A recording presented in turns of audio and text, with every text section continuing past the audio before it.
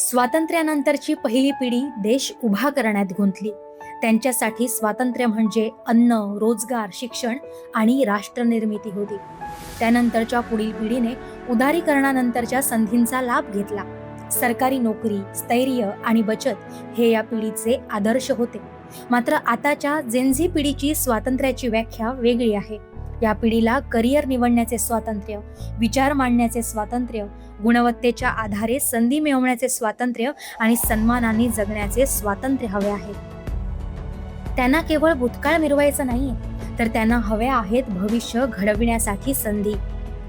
स्वातंत्र्य दिनाच्या पूर्वसंध्येला प्रत्येक वर्षी एक प्रश्न नव्याने समोर उभा राहतो. तो म्हणजे 1947 मध्ये भारताला मिळालेल्या स्वातंत्र्याचा अर्थ आजच्या तरुण पिढीसाठी काय आहे? स्वातंत्र्य म्हणजे केवळ परकीय सत्तेतून मुक्त होणं, की स्वतःच्या क्षमतेला न्याय देणारी समाजव्यवस्था आणि संधी निर्माण करणं? हा प्रश्न विशेषतः जेन झी या पिढीसमोर अधिक तीव्रतेनं उभा आहे. सन 1997 ते 2012 या दरम्यान जन्मलेली ही पिढी स्वतंत्र भारताची चौथी पिढी आहे. या पिढीने गुलामगिरी पाहिलेली नाही, आणीबाणी अनुभवलेली नाहीये, परवाना राज पाहिलेला नाहीये. पण या पिढीने इंटरनेट क्रांती, स्मार्टफोन, सोशल मीडिया, कृत्रिम बुद्धिमत्ता, डिजिटल अर्थव्यवस्था, स्टार्टअप संस्कृती आणि जागतिक स्पर्धा अनुभवली आहे. त्यामुळे तिच्या स्वातंत्र्याची व्याख्या पूर्वीच्या पिढ्यांपेक्षा वेगळी असणं स्वाभाविक आहे. आजच्या या जेनझी पिढीवर अनेक आरोप केले जातात. ही पिढी मोबाईलमध्ये गुंतलेली आहे. तिच्याकडे संयम नाही, नात्यांचे महत्त्व कमी झाले आहे, नोकरीत स्थैर्य नाही आणि ही पिढी पटकन नोकऱ्या बदलते, ती सोशल मीडियावर जगते, वास्तवापासून दूर राहते. हे आरोप काही प्रमाणात खरे असतीलही, परंतु या चित्राची दुसरी बाजूही आहे. सध्या हीच पिढी आपल्या देशात स्टार्टअप उभारत आहे, जगभरातील कंपन्यांमध्ये नेतृत्व करत आहे, नव्या तंत्रज्ञानावर प्रभुत्व मिळवत आहे, पर्यावरण, मानसिक आरोग्य, लिंग समानता, भ्रष्टाचार विरोध, पारदर्शकता आणि सामाजिक न्याय यांसारख्या प्रश्नांवर स्पष्ट भूमिका घेत आहे. त्यामुळे या पिढीचे मूल्यमापन केवळ तिच्या मोबाईल वापरावरून करता येणार नाही. अलीकडच्या काळात विविध स्पर्धा परीक्षांमधील कथित पेपर गळती, परीक्षा प्रक्रियेतील अनियमितता आणि भरतीमधील विलंब या मुद्द्यांवर देशभर, विशेषतः दिल्लीसह अनेक ठिकाणी विद्यार्थ्यांनी आंदोलनं केली. अशा घटना घडल्या की लाखो तरुणांच्या मनात एकच प्रश्न निर्माण होतो, तो म्हणजे मी प्रामाणिकपणे अभ्यास करूनही माझे भविष्य सुरक्षित आहे का? ही भावना केवळ एका परीक्षेपुरती मर्यादित राहत नाही, ती संपूर्ण व्यवस्थेवरील विश्वासाला धक्का देते. अनेक विद्यार्थी वर्षानुवर्ष अभ्यास करतात, कुटुंब आर्थिक त्याग करते, आणि जर परीक्षा प्रक्रियेवरच प्रश्नचिन्ह निर्माण झालं तर त्या तरुणांच्या मनातील अस्वस्थता चुकीची कशी म्हणता येईल?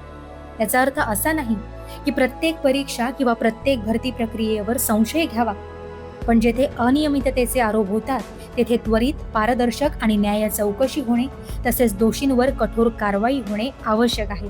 कारण आजच्या तरुणांना सर्वात जास्त गरज आहे ती विश्वासार्ह व्यवस्थेची. ही पिढी आळशी आहे, त्यांना मेहनत करायची नाहीये, त्यांना फक्त प्रसिद्धी हवी आहे. ही पिढी सहनशील नाही, अशा प्रतिक्रिया वारंवार ऐकायला मिळतात.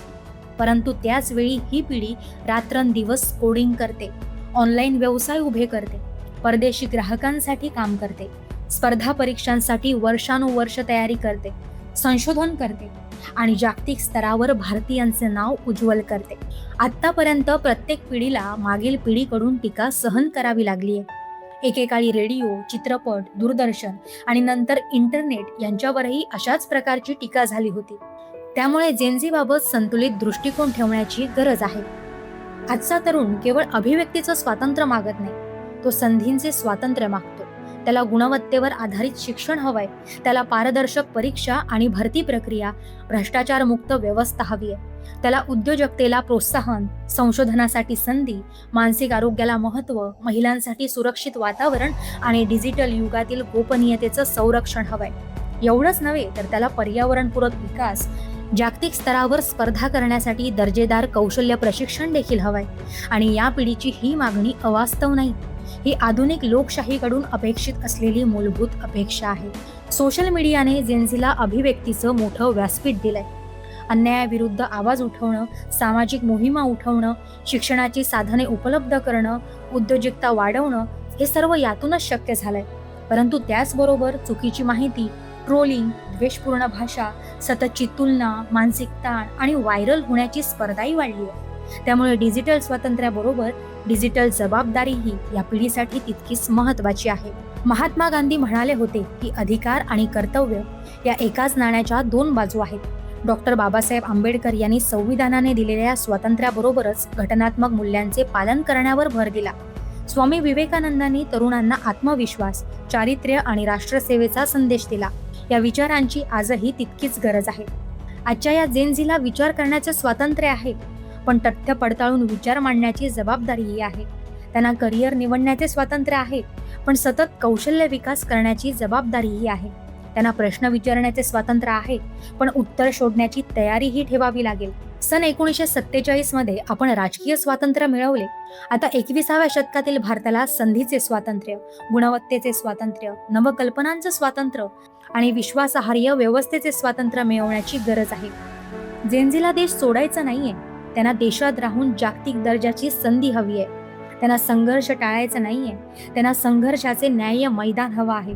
त्यांना शॉर्टकट नको आहे, त्यांना समान संधी आणि प्रामाणिक स्पर्धा हवी आहे. स्वातंत्र्य दिनाच्या निमित्ताने आपण तरुणांना केवळ भूतकाळाचा अभिमान सांगत बसण्याऐवजी त्यांना भविष्य घडवण्याची संधीही द्यायला हवी, कारण भारताचा पुढील प्रवास याच पिढीच्या हातात आहे.